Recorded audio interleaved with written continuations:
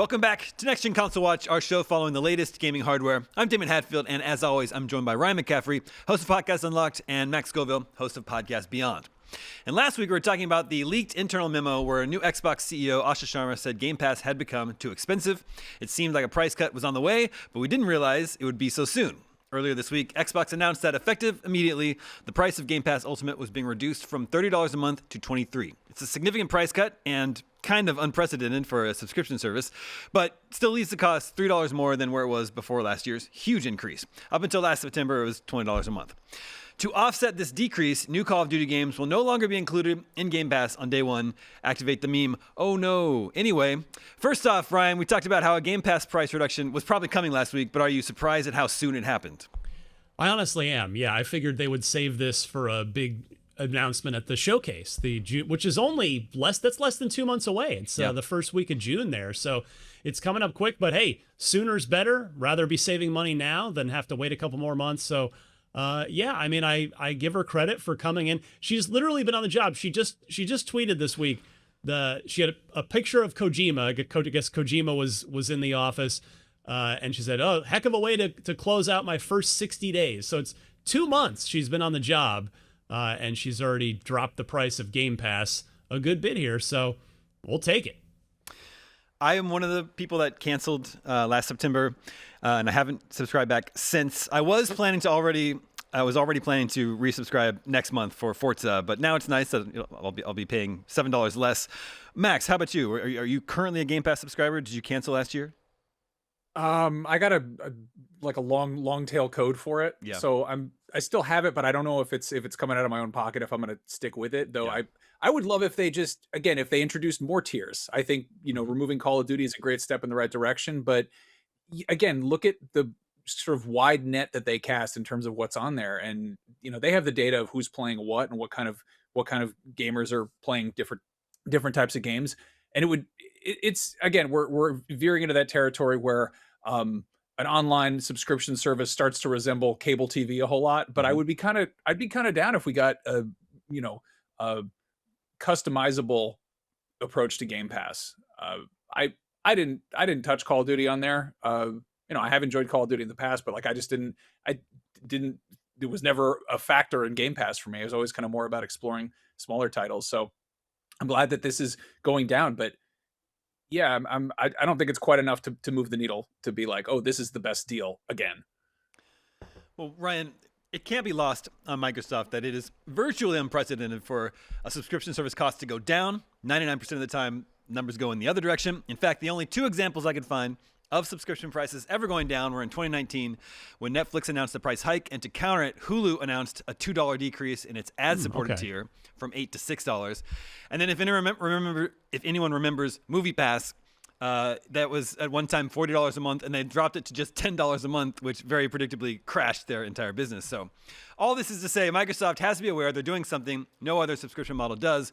What does this tell us? That they're desperate and they're flailing, or that they're serious and committed to getting Xbox back on track?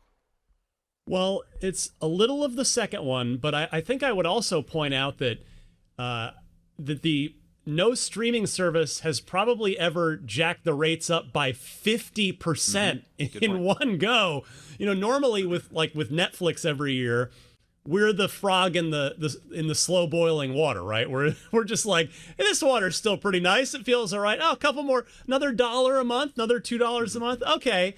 But Microsoft just took the boiling vat of water and just dumped it on us. And it was like, that hurts. Stop, make it stop. So they may be the first to do a drastic price decrease like this short of MoviePass.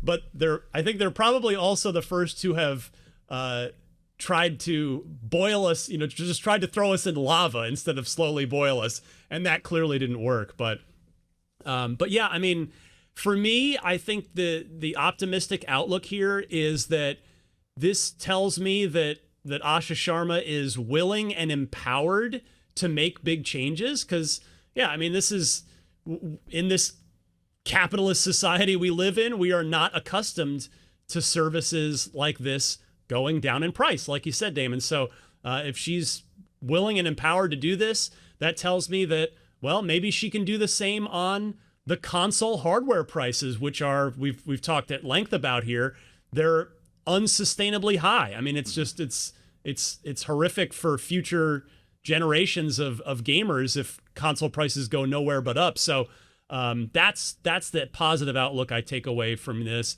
The caution that I want to mention is Call of Duty coming out, as Max said, it doesn't really affect me personally. I haven't played multiplayer in years. I do still enjoy the campaigns, but Call of Duty coming out, in order for this to be $7 less a month, I'm personally all for it. Mm-hmm. But the question is that the exception, or does that now open a whole new can of worms of, like, say, when the next biggest thing Microsoft has coming, and I'm talking like stratospherically, like earthquake, high magnitude big comes along, which would be The Elder Scrolls 6 in 2 or 3 years from now. Can I get that in any tier of Game Pass on day one, or is that going to be separated out and I need to pay $70 or whatever dollars for it? So that would be the concern I have, is that, you know, what does this open the door to? Mm-hmm. That is a good point. It's interesting. I'm also unaffected by removing Game Pass. Well, I am affected. It saves me money because I don't play Game Pass. But I thought it was interesting. $7 a month comes to $84 a year, which is the price of Call of Duty at launch with, you know, a battle pass or like a couple operator bundles or something. So it's not saving Call of Duty players who subscribe to Game Pass any money. I just thought that was interesting. So they seem to be the kind of losers in this scenario here. But I was saying last week, putting Call of Duty in Game Pass didn't sell Xbox hardware or even increase subscriptions the way Xbox was or Microsoft was hoping. I was saying that I think Call of Duty it's past its prime. You know, it was once predictably the best-selling game almost every year without fail, but in 2025 it was only the 4th or 5th best-selling game in the US. And true, millions of people were able to access it through their Game Pass subscriptions, but even on PlayStation, Max, Call of Duty last year did not crack the top 5 on the PlayStation Store. So, I was surprised by that. Yeah, I am surprised too. I wouldn't surprise me to see Call of Duty decline in popularity, but to see such a sharp drop off is a little bit shocking. There's Black Ops fatigue there, though. I think they've never gone back to back with the same sub franchise before, to at least to my top of mind knowledge. And Black Ops 7 wasn't regarded super well, whereas 6 was. Mm-hmm. So I think that's a piece of this as well that can't be overlooked. Yeah, it'll be really interesting to see what happens with this year's Call of Duty, if it can sort of reclaim some of its market share, or, you know, I don't think Call of Duty is going away, but instead of being like the 1,000-pound gorilla in the room, they're kind of just one of the big players alongside Fortnite and Roblox and Minecraft and the others. Well, if Rockstar doesn't delay again, GTA is going to be the number one selling game of the year for sure. Yeah, it will. You're right about that. So some people are still not super satisfied with this news. They're saying, you know, okay, it's $23 now, which is still $3 more than it was last summer. So this is still a bad thing. Ryan, do you think that's a reasonable take, or should people accept that the price had to go up some amount? I mean, I don't begrudge them that. It's because it's true. Yeah, it's $3 more a month. The way I look at it, which again, I mean, I'm not trying to defend a $1 trillion corporation here, but if the price was going to go up, which it did last year, they pushed it too far, but I feel like it's at a price now at $23 a month, that's what they should have raised it to last year if they were going to do a price increase. Just, do it in smaller doses, hopefully over longer periods of time. Yeah, I mean, if they turn around in 2027 and up the price again, we're going to start to feel the same, like, I don't know about this, if this is worth it. Like, clearly the next move, or at least the next price increase, whenever that is, I hope it's not next year, I hope it's further out, but they're going to go to 25 next, because that's like a big kind of more round number of sorts. I don't think they're going to go right back to 30 or even to 27. I think 25 is the next stop, but yeah, it is still $3 more a month now than it was. And if that's, everybody has their breaking point, right? Like, I canceled Disney Plus a couple of price increases ago, and now I just dip back in on a month-to-month basis here and there when there are seasons of shows. Like right now, I'm in there for Daredevil, but yeah, there will come a point for all of these services. I'm about there with Netflix, quite honestly. Like they keep, what did they do, 2 or 3 price increases over the last year? And so yeah, Microsoft is going to be subject to that, just like everybody else. Where if some people might be out now at 23, even after coming back down to 23, and some people might dip out at 25 if and when it goes there. So yeah, we'll see what happens. So a year of Game Pass Ultimate is now $276. Max, what I can't even keep the PS Plus tiers straight. What's like the highest tier of PS Plus called, and do you know what his annual cost is? Okay, so there's PlayStation Plus Premium. That is the Game Pass Ultimate comparison, I guess, and that is I honestly I just looked it up myself because it's hard to keep track. Like it's not the most compelling tier names, but yeah, premium is $159.99 for a 12-month subscription, or $17.99 a month. And again, this is the one that gives you access to cloud streaming. You get game trials. You get to pay for some demos. I think that's cute. But you do also get access to a bunch of classics. You get a bunch of the newer game library. Once in a while, you get a brand new game that premieres on there, but they don't really. There's not much fanfare for that, which. That's the thing that kind of bugs me about PlayStation Plus, but I think also probably the thing that's working in their favor is that we've had so many eyes on Game Pass because they came out swinging and they were like, everything is day one. You get everything day one, and it's a great deal. It's the best deal in gaming. And then, oh, by the way, we bought all these other studios, and those are now Microsoft studios, which means that you now get Call of Duty day one, which is they kind of just sort of kept escalating this thing. And I mean, we're talking about fluctuating Game Pass prices. I don't think we've had a PlayStation Plus price go up in a minute. And if it did, there's still the baseline, old school, essential $10 a month. You get a handful of new games every month. You get access to, cloud storage and online gaming, and it's the bare bones one. But I'm almost nostalgic for the days of a $10 subscription to anything. I mean, remember the early days of Netflix when it was still a thing where you would like mail away a DVD or what have you, and then they had the ability to watch movies in a browser, and that was when again like subscriptions were single digit charges, and now it's completely out of control. It's exorbitantly expensive, and I guess there are other options in depending on what medium you're looking at, but at the same time everyone's kind of just in these ecosystems. You've kind of become accustomed to this service, and so they raise the price. And to Ryan's point, yeah, we're frogs in boiling water, with the rare exception when Xbox comes along with a big pot full of freshly boiled water to dump on us.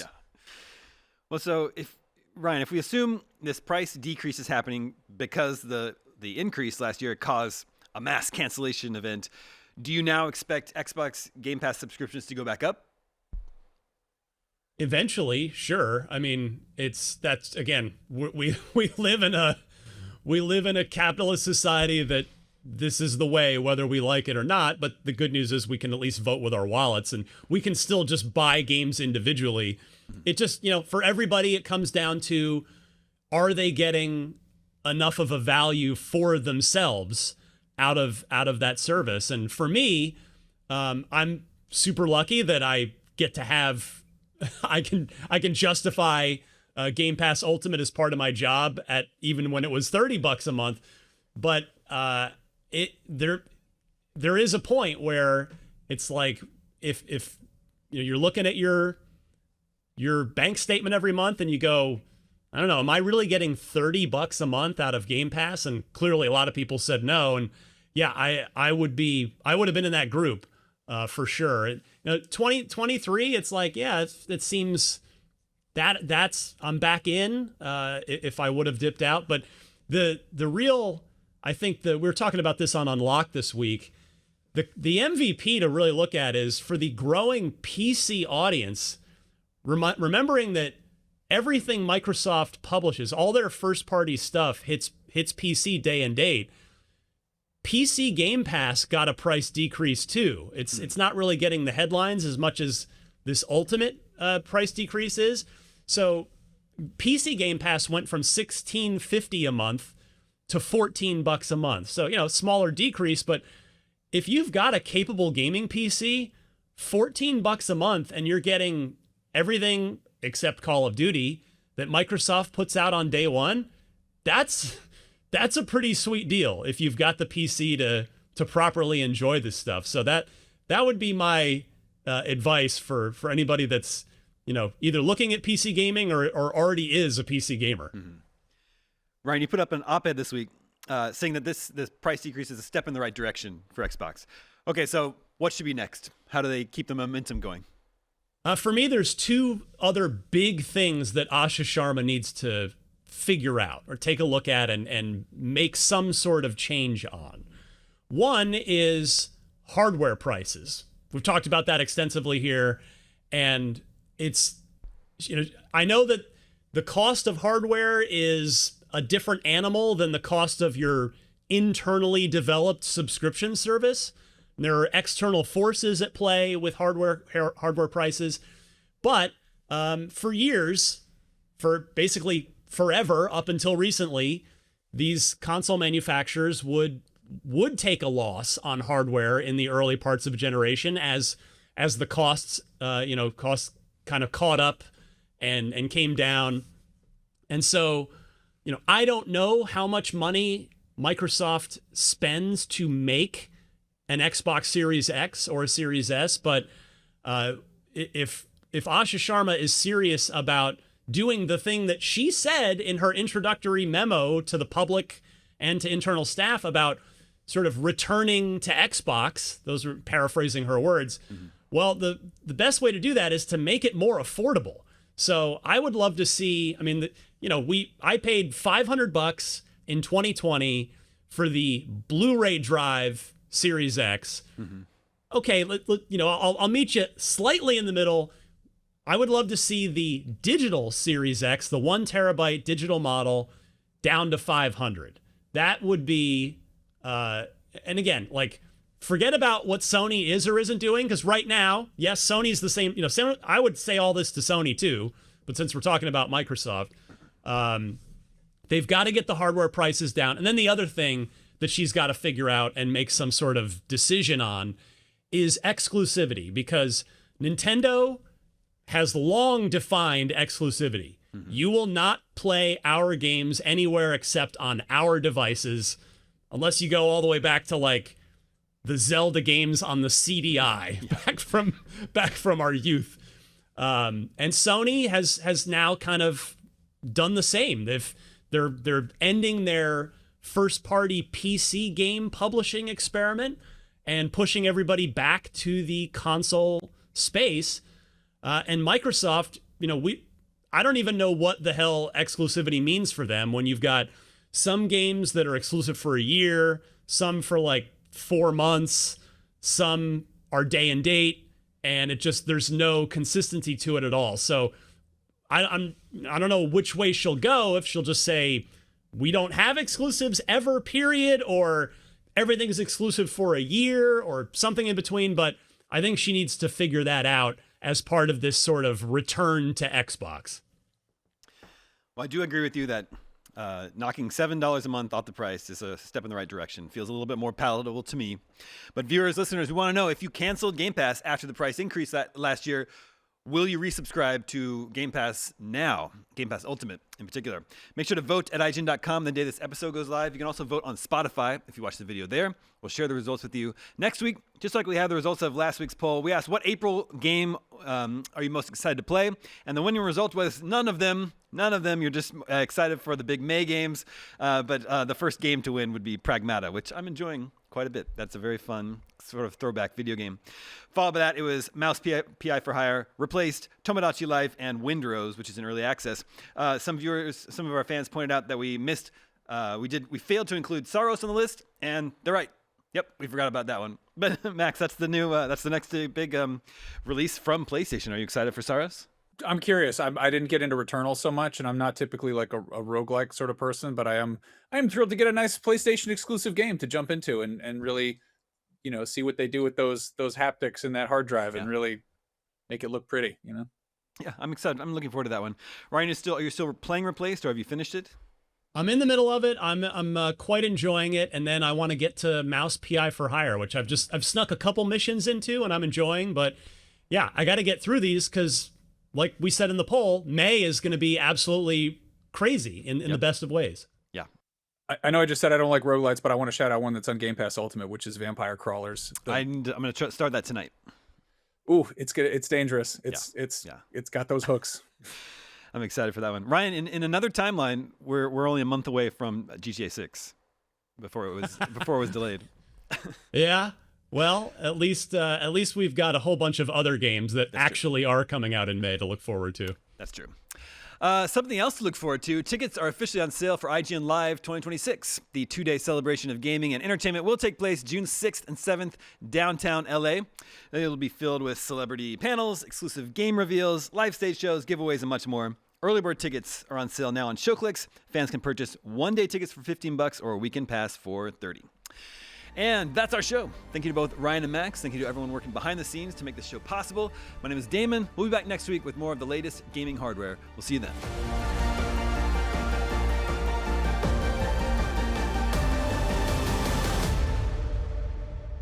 This episode of Next Gen Console Watch was produced by Damon Hadfield, Jobert Atienza, and Sam Claiborne. Damon is also the host, and Max Scoville and Ryan McCaffrey serve as regular panelists. Technical direction is by Jobert Atienza, with technical production by Marian Franzen and Amir Rakib. Audio engineering is handled by Amir Rakib. Post-production editing is by Jobert Atienza, and graphic design is by Justin Vachon. Next Gen Console Watch is an IGN production and part of the Geek Media Network.